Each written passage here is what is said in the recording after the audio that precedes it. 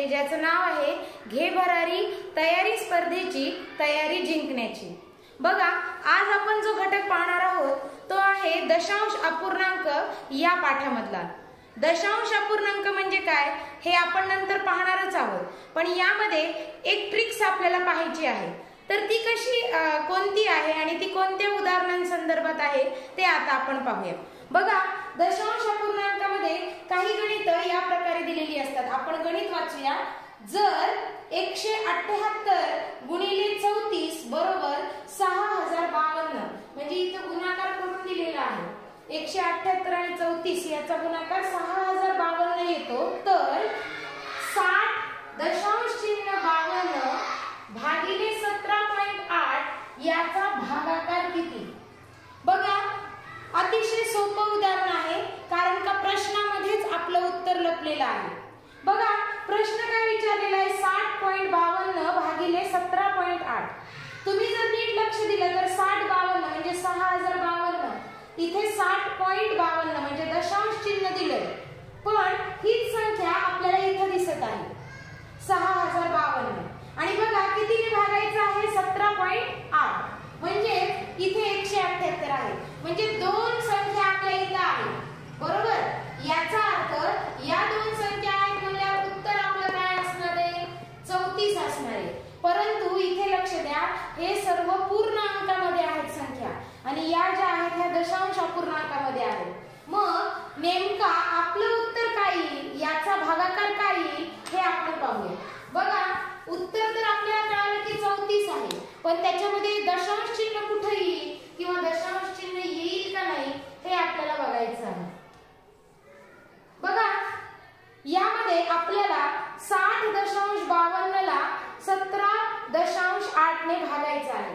नीट जर लक्ष दिलं, जर जो भाज्य जो आहे त्यामध्ये दशांश चिन्हानंतर दोन संख्या आहेत, म्हणून आपण इथं 2 लिहूया, आणि ज्याने भागायचं आहे म्हणजे भाजकामध्ये एकच संख्या दशांश चिन्हानंतर आहे, म्हणजेच एक संख्या इथे।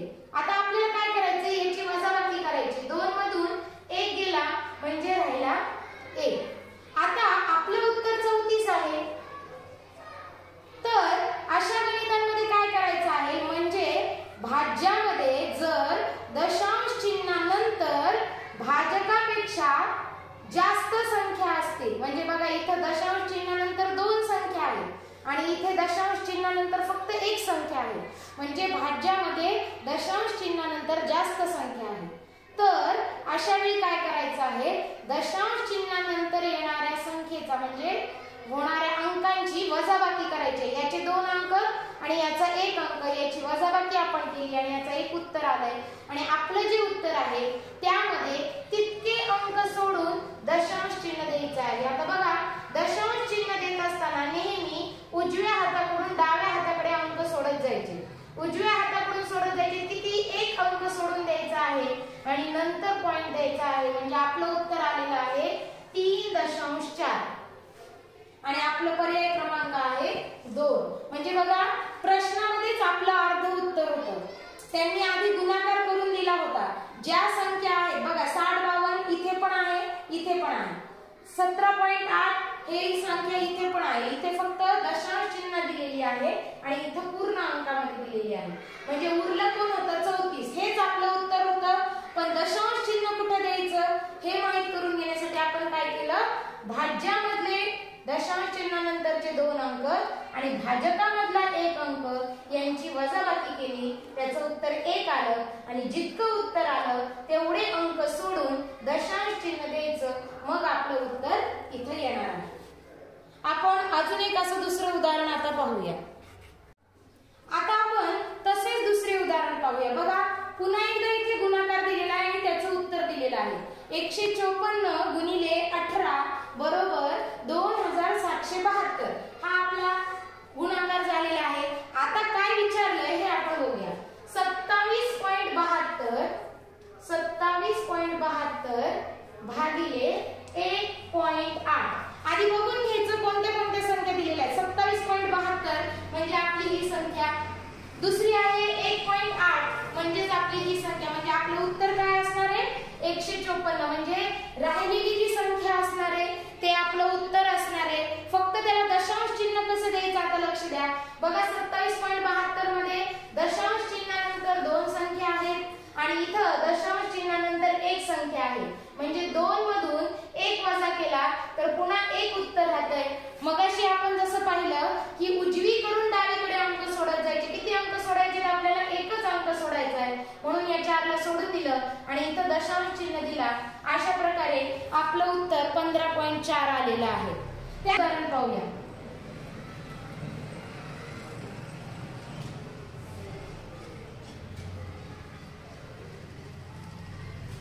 बघा आता या गणितामध्ये जर नीट बघितलं तर इथेही भागाकार दिसून येतोय. 0.00144 आणि 0.12 म्हणजे 0.12 ने आपल्याला या संख्येला भागायचं आहे. याही गणितामध्ये आपण अतिशय सोप्या पद्धतीने उत्तर काढू शकतो. बघा आपण पॉइंटचा विचार इथं करूया नको. इथं अंक किती आहे? 144 संख्या आहे भागिले 12. बघा 12 ने जर या संख्येला भाग दिला, लक्ष द्या 12 × 1 = 12, 14 तून 12 गेले 2 राहिले आणि हे 4 म्हणजे 24 आणि 12 × 24 म्हणजे आपलं उत्तर 12 आलेलं आहे. परंतु आपल्याला उत्तर 12 लिहिता येणार नाही, कारण का इथं दशांश चिन्ह मध्ये आहेत दोन्ही पण संख्या. मग आता दशांश चिन्ह कुठे येणार? तर पुन्हा एकदा तीच ट्रिक वापरायची आहे. इथे दशांश चिन्हानंतर 1 2 3 4 5 संख्या आहेत, अंक आहेत आणि यामध्ये दशांश चिन्हानंतर 2 अंक आहेत. या 5 मधून हे 2 अंक वजा करायचे आहेत, म्हणजे किती राहतील? 3 उरतात. म्हणजेच आता आपल्याला दशांश चिन्ह देण्यासाठी किती अंक सोडायचे? 3 अंक सोडायचे आहेत. म्हणजे बघा 2 सोडला, 1 सोडला, आता 2च झालेले, म्हणून अजून एक 0 आपण लिहिला आणि पॉइंट आणि हा 0, म्हणजे आपलं उत्तर आलेलं आहे 0.012. अशा प्रकारे आपण हे उत्तर काढू शकतो. आता मगाशीचेच गणित आपण लिहिले आहे, परंतु यात थोडासा बदल केलेला आहे. काय बदल केलेला आहे आता आपण ते पाहू. बघा जर 154 × 18 बरोबर 2772, तर आता बघा काय विचारलंय? 277 दशांश चिन्ह 2 भागिले 0.18 चे मूल्य काय? बघा आता आपण व्यवस्थित गणित पाहूया. आता इकडे लक्ष द्या. मगाशी आपण पाहिलं की भाज्यामध्ये दशांश चिन्हानंतर 2 अंक होते आणि भाजकामध्ये एकच होता, म्हणजे 2तून 1 हा आपण सहज घालवू शकत होतो. परंतु इथे जर लक्ष दिले तर दशांश चिन्हानंतर एकच संख्या आहे आणि इथे दशांश चिन्हानंतर 2 अंक आहेत, बरोबर? मग आता याची वजाबाकी कशी करायची? तर आपण जशी वजाबाकी करतो तशीच करायची आहे. 2 मधून 1 गेला, 1 राहिला. परंतु आपण काय करत होतो की दशांश चिन्ह देत होतो किती? 1 अंक सोडून. पण अशा गणितामध्ये ज्यावेळी वजाबाकी ही आपण उलट करणार आहोत. मगाशी आपण सरळ वजाबाकी केली, 2 मधून 1 गेला, इथे 1 मधून 2 नाही घालू शकत, म्हणून आपण उलट आलो, 2 मधून 1 घातला, 1च राहिला. मग अशा वेळी आता आपलं उत्तर काय आहे? 154 आहे. मग अशा गणितामध्ये काय करायचं आहे? तर जितके अंक आलेले आहे, म्हणजे इथे 1 अंक आलेला आहे, तितके 0 त्या संख्येला द्यायचे आहे, म्हणजे उत्तर आलेलं आहे 1540. पुन्हा एकदा लक्ष द्या. या उदाहरणामध्ये भाज्यामध्ये दशांश चिन्हानंतर एकच अंक आला आणि भाजकामध्ये 2 अंक आले दशांश चिन्हानंतर, आणि म्हणून आपण वजाबाकी त्याच पद्धतीने केली, पण उलट केली इकडे. त्यामुळे जो काही इथं उत्तर येणार आहे तेवढे 0 आपल्याला उत्तरामध्ये द्यायचे आहे. इथं 2 मधून 1 गेला, 1 आला आणि त्यामुळे आपण उत्तरामध्ये 1 0 वाढवलेला आहे. आता आपण त्याच पद्धतीचे अजून एक उदाहरण पाहूया. बघा 1.0069 ला आपल्याला कितीने भागायचं आहे? 0.0013 ने भागायचं आहे. तर आधी आपण साध्या पद्धतीने याचा भागाकार करूया. बघा साध्या पद्धतीने म्हणजे वरती 169 आहेत आणि खाली 13 आहे. याला आपण 13 ने भाग देऊया. 13 × 1 = 13, 6 तून 3 गेले, 3 राहिले, 9 आले, हा 1 आतून 1 0, 39, 13 × 3 = 39. अशा प्रकारे आपलं उत्तर आलेलं आहे 13. पण आता दशांश चिन्ह किती द्यायचे का 0 द्यायचे हे कसं ठरवायचं? बघा आता इथे दशांश चिन्हानंतर 2 अंक आले, बरोबर आहे, आणि भाजकामध्ये दशांश चिन्हानंतर 4 अंक आलेले आहेत. आता 2 मधून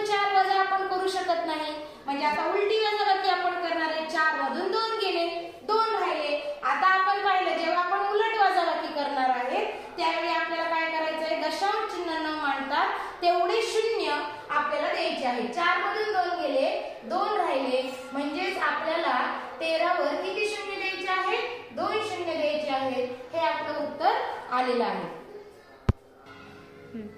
आता आपण एक वेगळ्या प्रकारचे उदाहरण पाहूया. बघा यामध्ये काय दिलेलं आहे?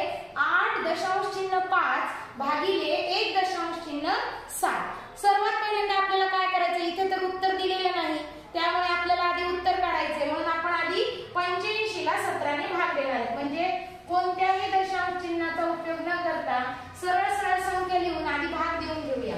17 × 17, 17 × 34, 17 × 51, 17 × 64, 17 × 5 = 85. म्हणजे 17 × 5 = 85. आपलं उत्तर किती आलेलं आहे? 5 आलेलं आहे. आता इकडे लक्ष द्या. अशा गणितांमध्ये काय करायचं? बघा दशांश चिन्हानंतर एकच आहे, इथं पण दशांश चिन्हानंतर 1 आहे, म्हणजे 1 आणि 1 याची वजाबाकी 0 आली. म्हणजे कोणत्याही प्रकारचं दशांश चिन्ह देखील इथे येणार नाही आणि 0 ही आपल्याला द्यायची गरज नाही. म्हणजे ज्या गणितांमध्ये दशांश चिन्हानंतर सारखेच अंक आहे, म्हणजे इथे दशांश चिन्हानंतर एकच अंक आहे, इथे देखील दशांश चिन्हानंतर एकच अंक आहे, अशा वेळी ते दशांश चिन्ह निघून जातं आणि आहे ते उत्तर तसंच आपल्याला लिहायचं आहे. अजून एक आपण इथे गणित पाहू शकतो. बघा तोच पाढा आपण इथं घेतलेला आहे. 17चं बघा, 17 × 64 आणि 0, पुन्हा 10 × 10 आणि 10 × 40. आपलं उत्तर 4 आलेलं आहे. आता इकडे लक्ष द्या. दशांश चिन्हानंतर 2 अंक होते, इथं पण दशांश चिन्हानंतर 2 अंक होते. म्हणजे आता आपल्या उत्तरात कोणत्याही प्रकारचं दशांश चिन्ह किंवा 0 येणार नाही. आपलं उत्तर हे असंच राहणार आहे. म्हणजे समान अंक जर दशांश चिन्हानंतर येत असतील तर कोणतंही दशांश चिन्ह मांडायचं नाही किंवा 0 देखील तिथं मांडायचं नाही. तर मुलांनो, आज आपण जे पाहिलेलं आहे ते पुन्हा एकदा लक्षात घ्या.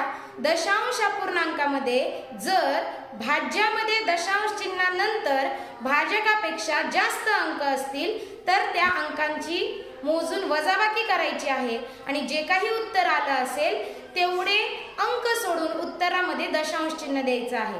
आणि दशांश चिन्ह देत असताना नेहमी उजवीकडून अंक सोडून देण्यास सुरुवात करावी.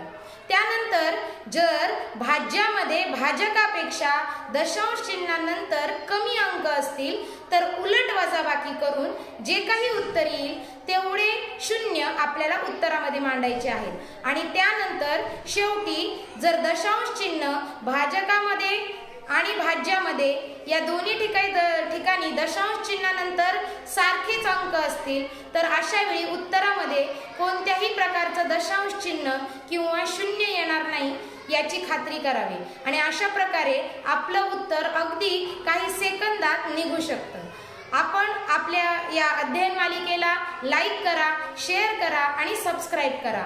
अशाच नवनवीन ट्रिक्स माहिती करण्यासाठी माझ्या चॅनलला नक्की भेट द्या. धन्यवाद.